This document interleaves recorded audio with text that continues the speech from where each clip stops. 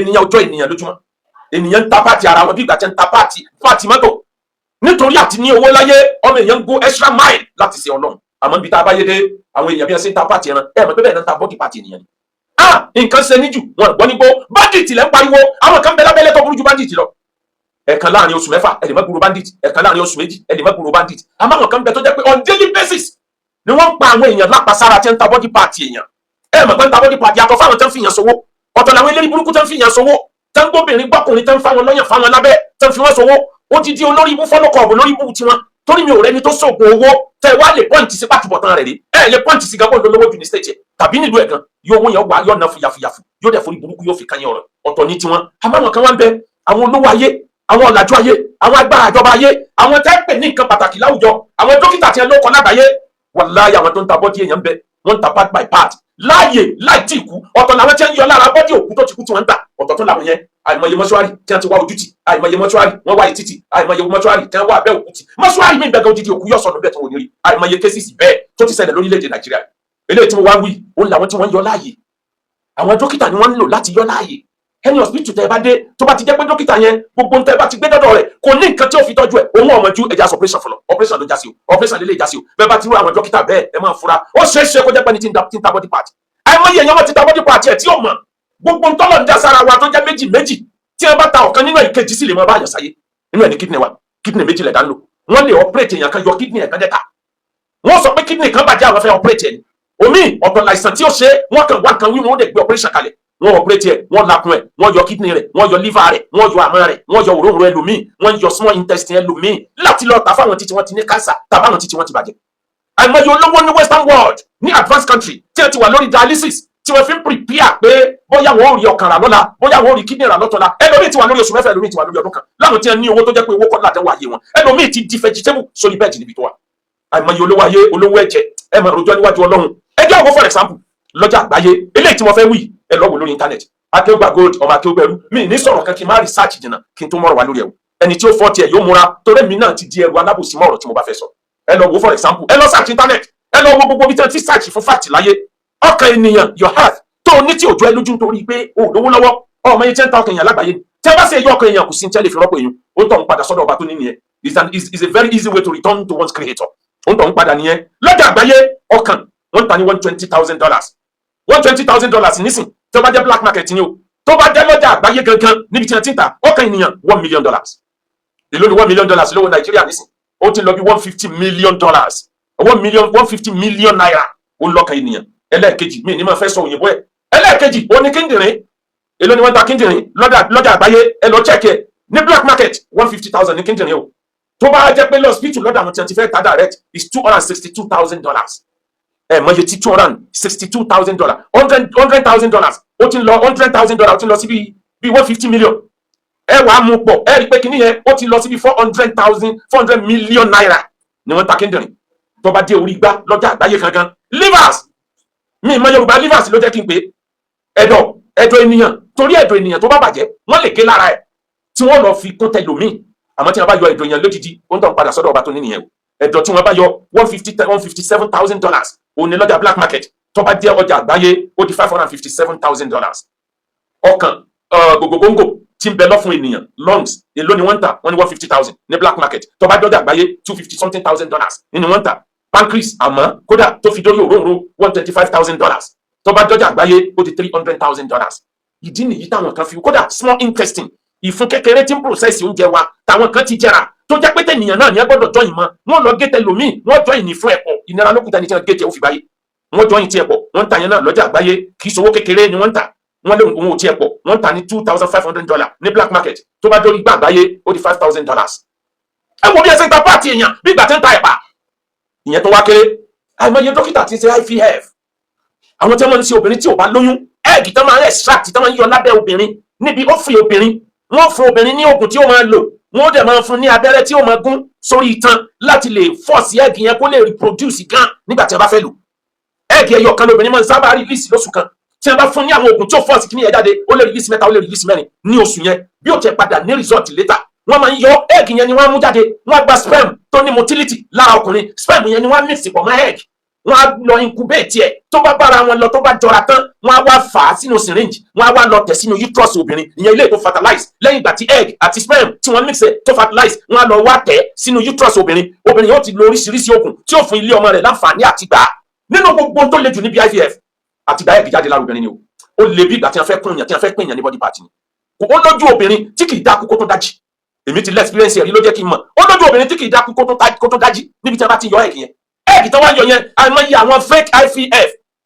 tẹ́ ẹ bá ti rí IVF tó bá ti cheap ju ẹ fúnra wọ́n yọ egg yẹn wọ́n dẹ̀ lọ tà lọ́jà àgbáyé wọ́n dẹ̀ gbowó lọ́wọ́ ẹnìyẹn bẹ́ẹ̀ tó fẹ́ gbà lọ́wọ́ ẹnìyẹn ò ní túmọ̀ sí wọn torí iye tí wọ́n ta egg yẹn gangan ní target àwọn ìlú tó develop láyé wọ́n ra egg obìnrin wọ́n lò fún cloning wọ́n fi ń ṣe clone ènìyàn wọ́n fi ń ṣe tẹlòmíì tó jó lówó tó fẹ́ bímọ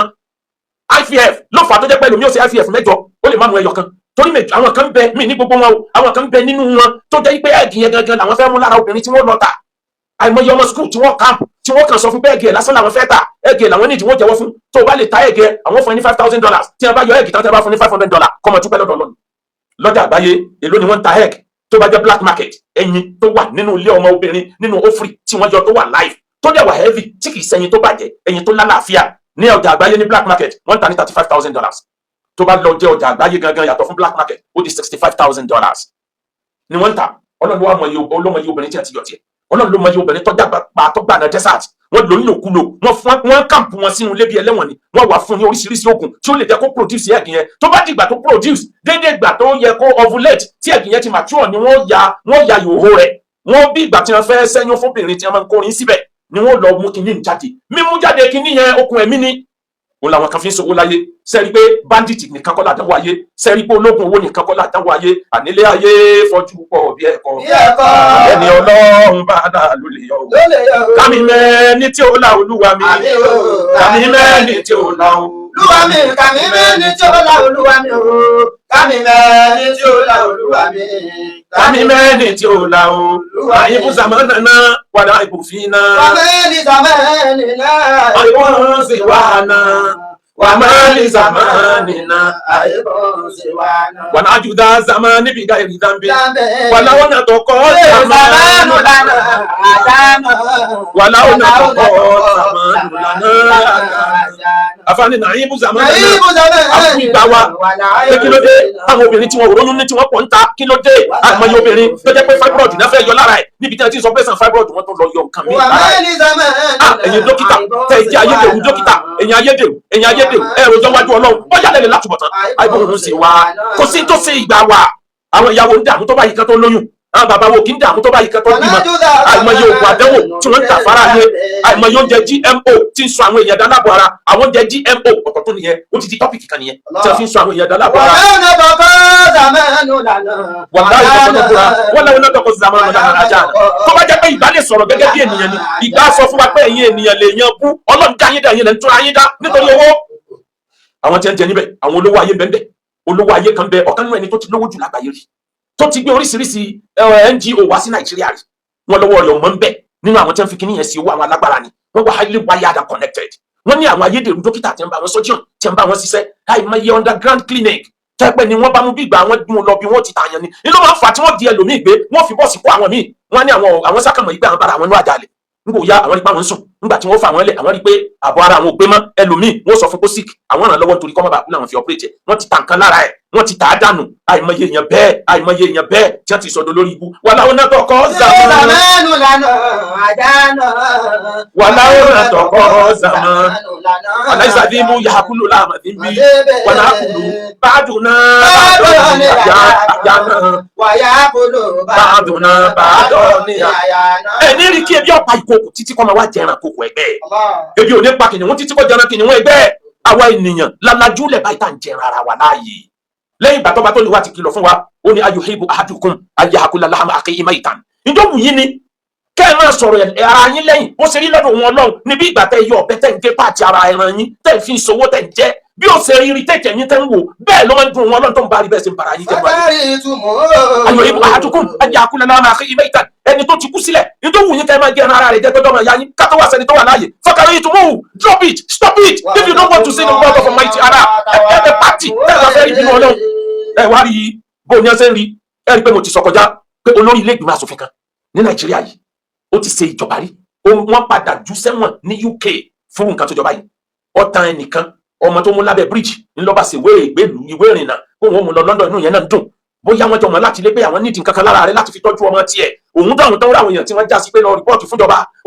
fúnjọba ó dàdánwò àtọ́kọ àtìyàwó tọmọ wọn sì kí wọ́n padà dèrò ẹ̀wọ̀n nínú àsìkò gbàtẹ́nìyẹn ń ṣèjọba lọ́wọ́ náà sọ pé pàṣẹ bíìlì kan ètò mi gbogbo sípò náà ti ní tẹ̀sí kí nìyẹn ti pẹ́ mo gbọ́ ní mi ò gbàgbọ́ ìsàlẹ̀jẹ̀lì wọn nínú gbogbo ayé Nàìjíríà wà nínú àwọn orílẹ̀-èdè tó jẹ́ pé òfin wọn fààyè gba dókítà láti yọ páàtì ara èèyàn láti fi tọ́jú rẹ̀ padà tí a bá fi wípé nǹkan yẹn kò nira bá láì jẹ́ pé nìyẹn consent láì jẹ́ pé nìyẹn gbà wípé ẹ yọ wọn ní Nàìjíríà wà bẹ̀ níbi tí mo ti rí wọn ló wà nínú òfin ìlera Nigeria Health Act ti 2014 and 2015 wọn ló wà ní section 48 and section 50 mi mọ̀ bóyá òótọ́ ni mo padà lọ sáàchì ẹ̀ mo rí ní tó jọ àmọ́ ní tó jẹ mọ́ kínní ni mi ò fẹ́ sọ̀rọ̀ mọ́ọ̀kì lórí ẹ̀ ẹ̀yin náà lọ sáàchì ẹ̀ tó bá rí tó bá rẹ bẹ́ẹ̀ ogún oríire bí ó bá jẹ́ bẹ́ẹ̀ èmi kọ́ ni mo wí mo ní fídíò rẹ̀ lọ́wọ́ kí ni tí mo sọ débẹ̀ ni pé tó bá jẹ́ pé Nàìjíríà ló ṣerú òfin yìí tí wọ́n dé bóòtù yẹn kó tight pé ẹni tẹ́ ẹ fẹ́ yọ nǹkan lára ẹ̀ ẹ jẹ́ kó sáìn ẹ jẹ́ káwọn ará ilé rẹ̀ ọ sáìn a jẹ́ kó nídìí káwọn ẹlẹ́gbẹ̀mọ aṣòfin kan tó padà kan lọ tún òfin yẹn ṣe kan lọ yẹ̀ wò níbi tí mo wí yẹn ànílé ayé fọjú pọ̀ bí ẹ̀kọ́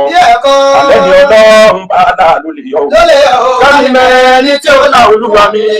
kámi mẹ́ni tí ó la Olúwa mi kámi mẹ́ni tí ó la Olúwa mi o kámi mẹ́ni tí ó la Olúwa mi kámi mẹ́ni tí ó la Olúwa mi. Kódà àwọn orílẹ̀-èdè ìkà kan bẹ lágbàáyé tó máa ń jẹ́ state sponsored wọ́n máa ń force láti affect àwọn ẹ̀yà ara ènìyàn nínú ẹ̀ làwọn tí a bá ti dájọ́ kú fún wọ́n máa ń sọ ẹlòmíì ìdálábọ̀ ara kan tó ràn lọ wọ́n yọ ka ẹlòmíì wọ́n yọ fùkú ẹlòmíì wọ́n yọ kíndìnrín ẹlòmíì wọ́n ti stitch gbogbo ẹ̀pọ̀ kan tó dá padà pẹ̀lú bọ́n àbí electric ni wọ́n fi pa ni àbí wọ́n ti hang ẹ̀ ni àbọ̀ ara lẹ́lòmíì bá débẹ̀ mí ní everywhere àwọn orílẹ̀-èdè kan bẹ láyé information yẹn bẹ nínú ẹlọ́bẹ̀rẹ̀ lọ́wọ́ mẹ́ta yọ guide yín mẹ́ta bákan náà àwọn syndicate wà tó jẹ́ pé táwọn fi ń jẹun nìyẹn wọ́n ń lo àwọn heavily corrupt surgeon àwọn dókítà tí wọ́n corrupt tó yẹ pé owó ni wọ́n wá láyé ìjọ ni dókítà ń ṣiṣẹ́ nítorí àlàáfíà lù àwọn díẹ̀ nínú àwọn dókítà ayé òde òní àwọn àgbákò ti mix máwọn olóríire àwọn dókítà tí wọ́n sì ní spirit yẹn sì wà dé ní tó jẹ́ pé ń ṣiṣẹ́ yẹn nítorí pé ìfẹ́ ọmọnìyàn níbẹ̀ lọ́kàn wọn sì wà àmọ́ àwọn kan bẹ orí burúkú ni wọ́n bá kiri àwọn kan bẹ tó jẹ́ pé wọ́n force wọ́n arrest àwọn èèyàn step tẹ́ ń fi mọ̀ ní pé wọ́n kọ́kọ́ máa test blood ẹ̀ tó bá ti di pé wọ́n test blood ẹni tí wọ́n jí gbé tàbí ẹni tí wọ́n rámú tí wọ́n tì mọ́bì kan wọ́n fẹ́ test ẹ̀jẹ̀ yẹn kán lè label ẹ̀ pẹ̀lú tí ẹ bá yọ lára ẹ̀ kí bọ́dì ẹni tí wọ́n padà ká fún kó má bàa reject ẹ̀yìn ìyẹn máa ń jẹ́ step number 1 step ẹlẹ́ẹ̀kejì àwọn underground clinic wà tán ti ń ṣiṣẹ́ burúkú yìí o tí wọ́n bá sì ti yọ tán báyìí ọ̀parí nìyẹn wọ́n discard ẹni yẹn with minimal medical follow up àwọn kan wà bẹ́ẹ̀ láyé wọn ní wulẹ̀ tọ́jú ẹni yẹn débì kan ó ń tọ̀ wọn infection yóò padà pàkàn tàbí kó padà wá ní àìsàn kíndìnrín tàbí àìsàn liver ọ̀ká ó gbé lọ àwọn olówó ayé àwọn ní ẹbẹ ní black market àwọn olówó ayé àwọn ni wọ́n ń ta èèyàn láti fi mẹ́ẹ̀kì owó pàápàá jùlọ àwọn kan bẹ́ẹ̀ tẹ́tí sick tẹ́wà lórí àìsàn fáìmọ̀ iye ọdún nílùú òyìnbó àtàwọn èèyàn ńláńlá láyé àwọn middlemen náà bẹ̀rù àwọn ni wọ́n máa bá wọn lọ mú yàn nígboro wọ́n mẹ́lòmí lẹ́sẹ̀ títí àbára ni wọ́n dá padà ìwọ́n tó ọmọ rìn kiri bí ẹni ìsúnmú ọmọ rìn kiri bí ẹni wọ́n langi lórí ọmọ rìn kiri bí ẹni tó ti fa gbóyó ọlọ́run mọ́jọ aṣọ́dọ̀ àwọn tí wọ́n táwọn pàtì àbọ̀ ara wọn dá padà fún ìrora ló tọ̀ wọ́n bá dọ́dọ̀ ọlọ́run bó sì lọ láyé nìyẹn àfi ká sọ́ra ànílé ayé fọ́jú pọ̀ bí ẹ̀kọ́ alẹ́ ni Ọlọ́run bá là ló lè yọ kárí mẹ́ni tí ó la Olúwa mi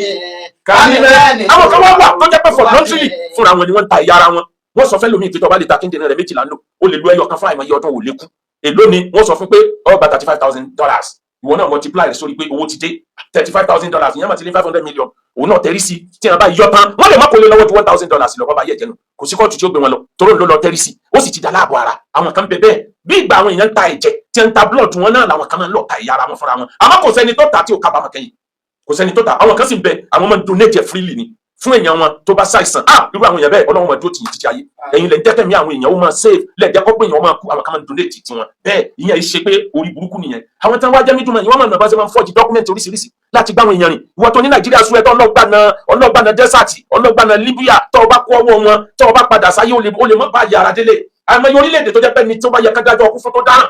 wọ́n yọ bá ti ara ẹ̀ wọ́n sì dá padà sílùú ẹ̀ kọ́ lọ kú sílé àwọn kan wà bẹ́ẹ̀ wọ́n lè má ta tó yẹ pé wọ́n fi tọ́jú àwọn olówó tiwọn ni ìyẹn lè fi mọ̀ pé ayé dojúrú bandit nìkan lè ń pariwo àwọn tó burú ju bandit lọ́pọ̀ kíjọba ó gbégbèsè lórí àwọn èèyàn yìí náà torí ẹni tó dé lárí àmì ẹni tí ọkàn tó lọ́la ẹlòmíì ò ní gbèrègbèrè tó jẹ́ pé wọ́n lọ mọ̀ mu níbi tó wà ní kíjọba ó ṣiṣẹ́ torí gbogbo kátàkà yìí wà láyé àwọn tó bá wà lórí ìjọba lọ́dọ́ gbòbí lérè ẹrùjọ wájú Ọlọ́run ẹrùjọ ẹgbẹ̀rún ọdún tí wọ́n ti dájọ́ tán ẹlòmíì ò ní ti kú níwájú Ọlọ́run látara àdánwò táwọn tó wà lára ìlú ẹ̀ tí wọ́n fara kó.